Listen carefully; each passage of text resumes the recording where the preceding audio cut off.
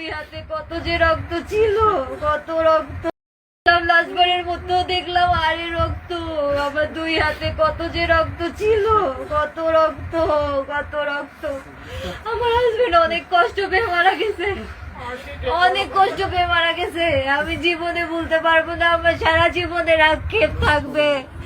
আমি আমার শাশুড়ির হাতে পায়েও ধরে বলেছিলাম যে আমার একটু সংসারটা করতে দেন, আমার শাশুড়ি আমাকে সংসার করতে দেয়নি।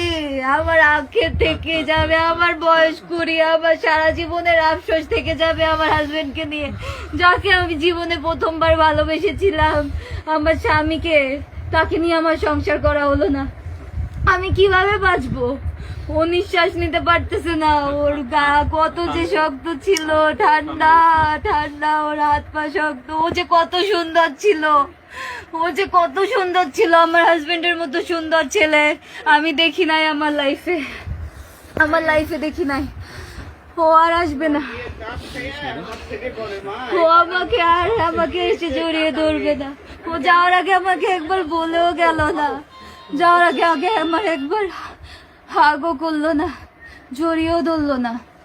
ও নিজের মতো চলে গেল। কত অভিমান, কত কষ্ট নিয়ে যে ও চলে গেল, কত অভিমান নিয়ে চলে গেল। আমাকে নিয়ে যেতে পারতো, ও তো আমাকে ভালোবাসতো, ও তো জানতো আমি ওকে ছাড়া বাঁচবো না।